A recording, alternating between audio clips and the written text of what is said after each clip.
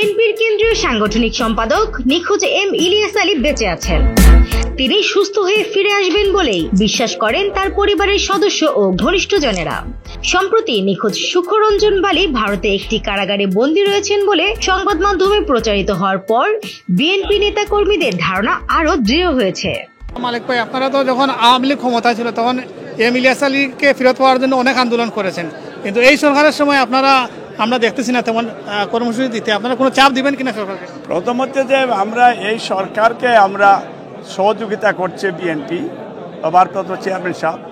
আমরা এই যে আয়নাগর এবং আয়নাগরের কারিগরদেরকে যাতে বাংলাদেশে হাসিনা সহ এবং যারা দেশের সর্বনাশ করেছে তাদের বিচারের জন্য আমরা সহযোগিতা করছি। ইলিয়াস আলী চৌধুরী আলমকে যাতে আমরা অচিরেই বাংলাদেশে প্রায় 700 ন্যাশনাল লিডার গুম আছে এই মুহূর্তে, তাদেরকে ফেরত আনার জন্য আমরা বলছি যে প্রয়োজন বোধে আমরা জানি যে এটা ইন্ডিয়াতে নিশ্চয়ই ইন্ডিয়ার বিভিন্ন কারাগারে আপনারা ইনভেস্টিগেশন যদি সাংবাদিক ভাইরা আপনারা করেন তাইলে ইলিয়াস আলী চৌধুরী আলম বা অগণিত যে নেতাকর্মীকে পাওয়া যাবে। যেভাবে আমাদের সালাউদ্দিন ভাইকে আমরা পেয়েছি, সেখানে নিশ্চয়ই রর সহযোগিতা ছিল এবং সেখানে সুকুমার বালিকেও পাওয়া গিয়েছে। এইভাবে আমরা আশা করি যে আমাদের প্রিয় নেতা, আমাদের প্রাণপ্রিয় নেতা ইলিয়াস আলীকেও আমরা ইনশাল্লাহ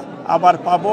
এইটা আল্লাহর কাছে আমাদের এই চাওয়া এবং আমাদের অগাধ বিশ্বাস আমরা তাকে ফিরে পাবো।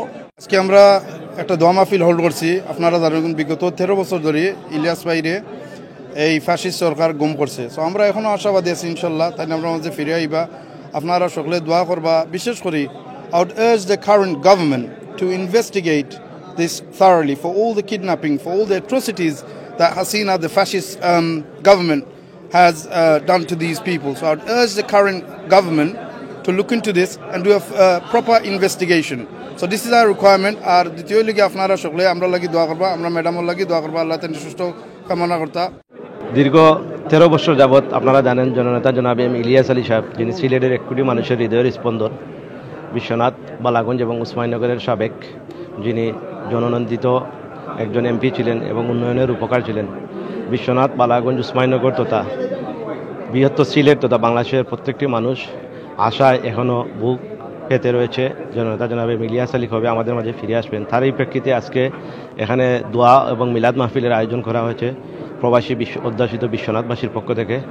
আমরা সবাই ঐক্যবদ্ধভাবে সবাই এখনও আমরা আশাবাদী এবং দোয়া প্রার্থী সবার কাছে জননেতা জনাব এম ইলিয়াস আলী আমাদের মাঝে ফিরে আসবেন।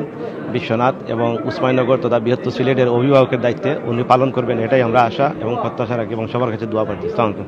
বিসমিল্লাহির রহমানির রহিম। দীর্ঘ 13 বছর ধরে আমাদের প্রাণপ্রিয় নেতা, বিশ্বনাথের কৃতি সন্তান, বৃহত্তর সিলেটের উন্নয়নের উপকার এবং জাতীয় রাজনীতির এক অনন্য ভূমিকা যিনি রেখেছেন আমাদের প্রাণপ্রিয় নেতা ইলিয়াস আলী 13 বছর যাবৎ গুম নামক কারাগারে বন্দী আছেন। আজকে আমরা যুক্তরাজ্য প্রবাসী মিলে আজকে আমরা একটু দোয়ার মাহফিল আয়োজন করেছি যাতে আমাদের প্রাণপ্রিয় নেতা আমাদের মাঝে ফিরে আসেন।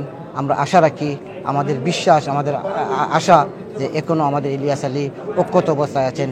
আমরা বিশ্বনাথবাসী তথা সারা বাংলাদেশ জাতীয়তাবাদী পরিবারের সবাই আশাবাদী আমাদের প্রাণপ্রিয় নেতা সুস্থ অবস্থায় আছেন এবং অতি তাড়াতাড়ি আমাদের মাঝে ফিরে আসবেন।